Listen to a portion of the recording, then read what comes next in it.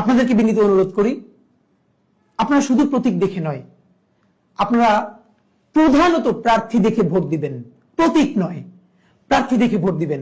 আপনার এলাকায় কারা নির্বাচন করছেন আপনি সবার প্রোফাইল নিয়ে একটু ঘাটুন। বিএনপির কে, জামাতের কে, এনসিপির কে, স্বতন্ত্রকে, সবার উপর একটু আধা ঘন্টা সময় দিন। দেখেন, একবার ভালো একটা মানুষকে ভোট দিবেন, 5টা বছর ভালো থাকবেন, আপনি ভালো থাকবেন, আপনার পরিবার ভালো থাকবে, আপনার এলাকা ভালো থাকবে, আপনার দেশটা ভালো থাকবে। আর আপনি যদি ভুল সিলেকশন করেন, আমরা কেউ ভালো থাকবো না। আমরা যদি সবাই বেছে বেছে যোগ্য লোকটাকে, যোগ্য প্রার্থীকে ভোট দেই, সে বিএনপির হোক, জামাতের হোক, এনসিপির হোক এবং স্বতন্ত্র হোক, যে দল থেকেই হোক, তাহলে যোগ্য মানুষগুলো যদি গিয়ে সংসদে দাঁড়ায়, আপনি ভাবেন তো আমাদের সংসদটা হয়ে উঠবে যোগ্য মানুষদের একটা কারখানা। তুমুল ঝগড়া হবে, বিতর্ক হবে যোগ্য মানুষদের সাথে পলিসি নিয়ে। সেখানে কেউ যাত্রা করবে না, আর কেউ গান গাইবে না জনগণের পয়সায়, সংসদে নাটক করবে না, যাত্রাপালা করবে না।